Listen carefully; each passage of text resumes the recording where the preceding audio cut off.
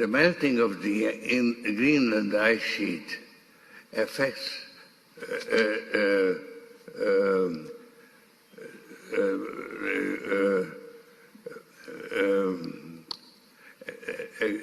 Todos conocemos ya a George Soros y sus intereses, sus proyectos, los cuales estarían a favor de los derechos humanos, de la libertad, del progreso, de los avances, del bienestar social, algo que, por cierto, no cuenta con el beneplácito de la ciudadanía.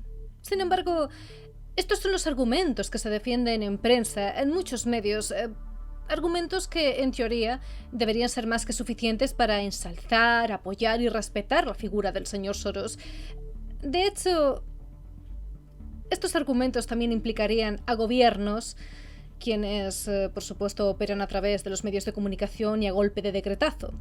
Da igual que a George Soros se le admire o se le desprecie.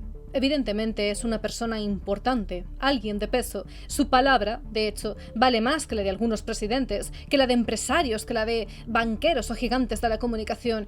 Todo lo que anuncia, propone, dice, comenta, acaba por cumplirse, prácticamente a escala global. A sus 92 años, con cierta dificultad, lógicamente, y titubeos, pronunció un discurso en Alemania, en la Conferencia de Seguridad de Múnich. Todo periodista que se precie, que quiera seguir siendo considerado como alguien profesional, objetivo e inteligente, debería inclinarse a favor de George Soros. Pero, en filología, hay otros parámetros. Por ejemplo, se me ocurre, amigos, el análisis de textos. Esto incluye los discursos, textos orales, la libertad de expresión, la flexibilidad en interpretación, perspectiva o consideración de una realidad. Así que, esta noche, amigos, si les parece bien, vamos a ir juntos, ustedes y yo, desgranando poco a poco este discurso que tanto ha dado que hablar, gracias a las palabras de Alexander Dugin, un filósofo, quien, por cierto, se refirió al discurso de Soros como su testamento.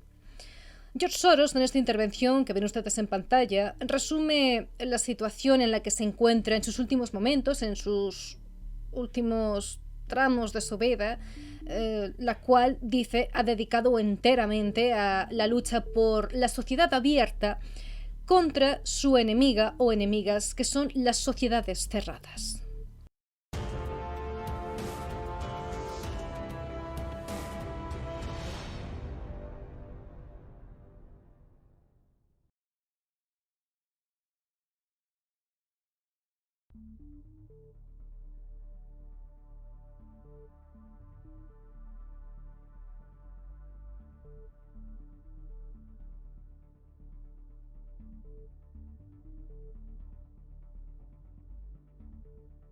Bien, vamos a utilizar la filología, ya que los periodistas estamos maniatados, para descifrar estas claves.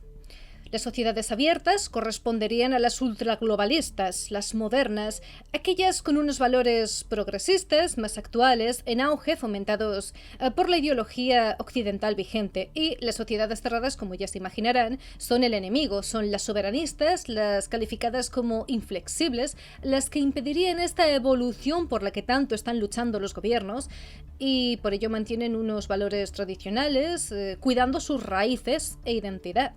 Esto es el enemigo. George Soros se ocupa de remarcar esa diferencia entre una y otra. Blanco y negro, izquierda y derecha. Nos señala qué es lo que hay que atacar y qué debemos apoyar.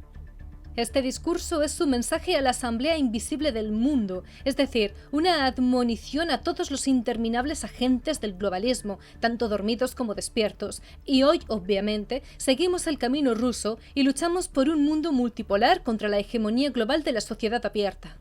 Al fin y al cabo, nosotros somos Roma y ellos son Cartago. Soros comienza diciendo que la situación en el mundo es crítica. En ella, además, identifica inmediatamente dos factores principales: el choque de dos tipos de gobierno, sociedad abierta frente a sociedad cerrada, y el cambio climático. Ya sabemos cómo funciona un discurso político. Tiene un trasfondo belicoso y señala un problema latente, lo remarca, que no solo supone una amenaza para la sociedad, sino que de no obedecer la responsabilidad recae en el pueblo, recae en nosotros, no en los líderes y no en quienes apoyan o generan ese plan. Por eso ellos ofrecen una solución la cual termina siendo pues una imposición. Si echamos la vista atrás, tenemos un montón de ejemplos. Entonces, al verbalizar una crisis, se verbaliza una realidad y con ello nuestro destino. A cambio, nuestras libertades y derechos se encuentran en una situación crítica. Esto no son conspiraciones, esto es parte de la sociología. George Soros da mucha más importancia, se impone más en esa parte de su discurso en la que describe ese choque de tipo de sociedades, recordemos, abiertas y las cerradas. Volvemos a las palabras de Alex Dugin. Sobre sociedades abiertas y cerradas, amigos, además de lo que hemos mencionado antes de cuáles son tildadas de enemigas y cuáles no y por qué, el filósofo se explica desde la geopolítica. Aclara que George Soros genera una oposición entre la civilización del mar y la civilización de la tierra. La civilización del mar es esa sociedad comercial, la oligarquía, el materialismo, el capitalismo, el desarrollo técnico y también el ideal de placer carnal y egoísta, ¿de acuerdo? Es la democracia liberal, es la construcción de la política desde abajo y la destrucción de todos los valores tradicionales, aquello que siempre habría caracterizado a la humanidad, la religión, el Estado, los estamentos, la familia, la moralidad o lo que entonces se consideraba moralidad. El símbolo de tal civilización es la antigua Cartago fenicia, polo de un enorme imperio colonial de esclavos ladrones, con la adoración del becerro de oro, los sangrientos cultos a Moloch, el sacrificio de bebés. Cartago es una sociedad abierta. El oponente de la Cartago fenicia es Roma. Aquí, la civilización de tierra. Una sociedad, describe Alex, basada en el honor, en la lealtad, las tradiciones sagradas, el heroísmo del servicio y la jerarquía, el valor, la continuidad con las antiguas generaciones. Los romanos adoraban los luminosos dioses paternales del cielo y rechazaban con remilgos los cultos sangrientos de los piratas y mercaderes del mar. Vale, esto podría verse como un prototipo de sociedades cerradas, fieles a las raíces y a los orígenes. Eso es lo que conviene destruir según el sistema actual. Este filántropo se ocupa de crear una oposición liberal artificial en la propia Rusia. Organiza y apoya diversos regímenes rusófobos, partidos, movimientos, organizaciones no gubernamentales hostiles a la Rusia, a sus tradiciones y a sus autoridades en todos los países de la Comunidad de Estados Independientes. Amigos, ustedes, al igual que yo, saben que en la vida hay puntos intermedios, hay términos medios. ¿Qué ocurre con esas potencias que se mantendrían en una posición un tanto vacilante?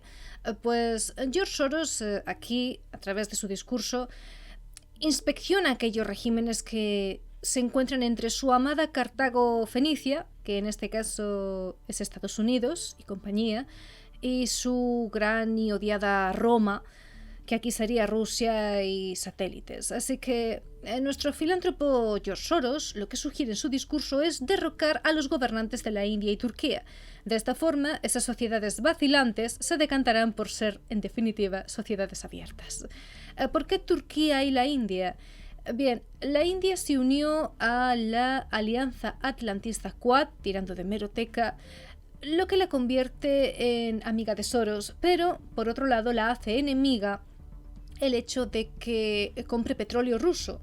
George Soros cree con esto que es que está cooperando con el enemigo. Turquía, por su parte, es miembro de la OTAN, pero a la vez una vía dura contra los terroristas kurdos que Soros apoya. El gobernador de Turquía, Erdogan, debería destruir su propio estado con sus propias manos, así sería un buen tipo por completo. Es decir, así estaría en el lado de la sociedad abierta, de los buenos, pero hasta entonces él y la India son medio nazis.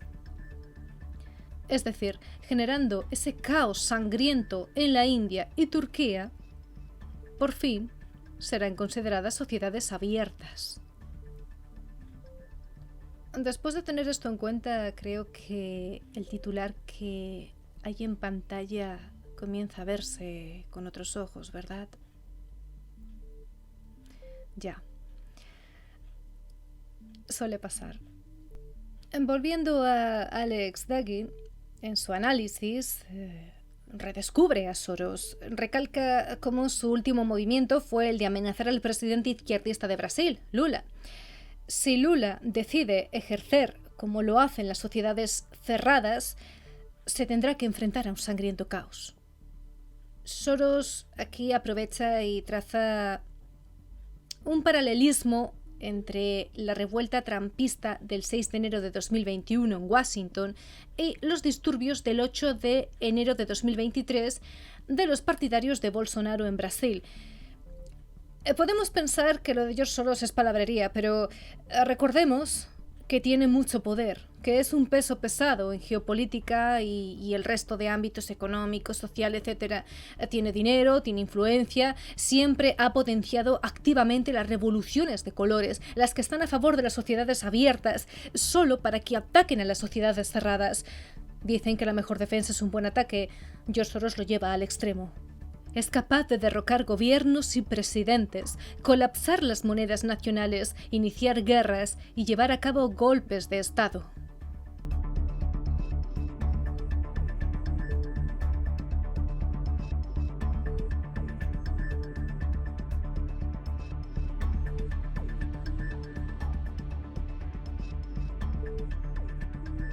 En su discurso, George Soros también menciona a China, considerada como su segundo peor enemigo más absoluto en todo el mundo.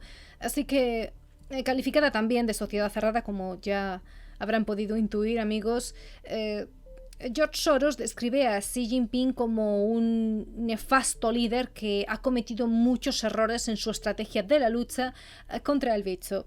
Aquí Alex Dugin dice que es posible que el bicho se haya fabricado artificialmente e introducido por órdenes directas del propio Soros para que todos acaben dependiendo de las farmacéuticas y de la vigilancia totalitaria. Entonces, ¿qué piensa George Soros en realidad? Que Xi Jinping sufre de una posición debilitada, que aunque haya intentado un acercamiento a Estados Unidos, lo sucedido con el globo y los algoritmos de YouTube enfriará nuevamente los vínculos. La crisis de Taiwán está congelada, pero no resuelta. Pero ahora todo depende de Rusia. Una vez que Rusia haya terminado, entonces China dejará de ser un obstáculo infranqueable para ser una sociedad abierta, y las revoluciones de colores pueden empezar allí. Levantamientos étnicos, golpes de Estado y atentados terroristas. George Soros participó en la destrucción del campo socialista, en la revolución antisoviética de 1991, en la destrucción de la Unión Soviética y en la inundación de los gobiernos de los nuevos países postsoviéticos con sus agentes, y en los años 90 controló por completo a los reformistas rusos y al gobierno de Yeltsin, que entonces juraba a bombo y platillo una sociedad abierta.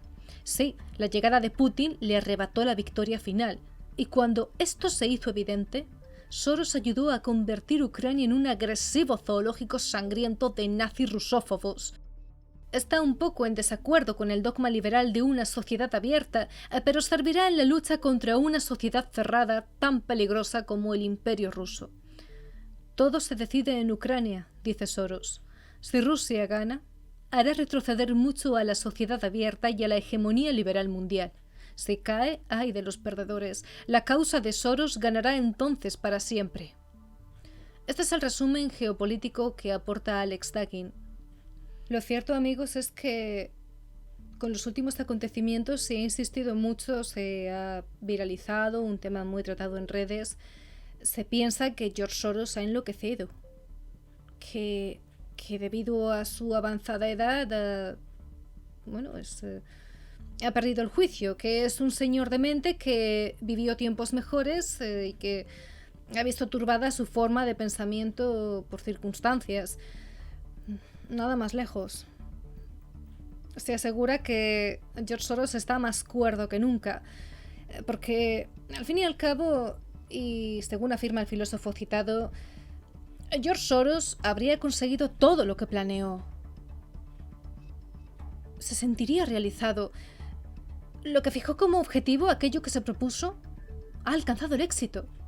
Ha cumplido su sueño. Echando un vistazo a este mundo viperino, nos encontramos que hay una dominación totalitaria que ha ennegrecido cada ramificación de la sociedad. De ahí el nombre que ha dado Alex Dugin, mejor dicho, del testamento de Soros, porque los autores de esta información que remarcan que en su discurso de febrero se ve el suspiro de su legado final, la prueba de que está muy cerca de lograr ese objetivo final que tanto anhelaba, la prueba de que ha cerrado sus planes definitivos, esos que ha llevado a cabo a rajatabla para forjar el sistema que tenemos ahora. Hay una parte de el viejo nuevo orden mundial y es que esto es lo que conocemos nosotros, lo que conocen ustedes, lo que conozco yo, pero siempre hay algo más, siempre hay alguien más, siempre hay una entidad, corporación, red que no se conoce. George Soros puede ser tan poderoso o más como parece, o también puede contemplársele como si estuviese ejecutando el papel de marioneta. Aun con todo, ya podemos intuir cuáles son los siguientes pasos. La ideología se entrelaza con la economía, la geopolítica con la educación, la diplomacia con la cultura, los servicios secretos con el periodismo, la medicina con el terrorismo, las armas biológicas con la agenda ecológica, la política de género con la industria pesada y el comercio mundial. Amigos, el artículo de Alex es mucho más extenso, su análisis está bastante más elaborado. Aquí hemos realizado una síntesis de lo más significativo. Estos puntos que hemos compartido se mantienen estáticos y desde luego se ciñen por completo a los parámetros, estrictos parámetros de objetividad y de análisis lingüístico. Desde la perspectiva periodística nos queda dejar que sean ustedes quienes den los próximos pasos y quienes investiguen por su cuenta para que puedan continuar actualizando conforme se publique más información en otros periódicos, canales, emisoras, grupos de compañeros. Así que, como siempre, les animamos a que confíen en su propio criterio, busquen sus fuentes y piensen por sí mismos. Nos vemos en el próximo programa. Un abrazo.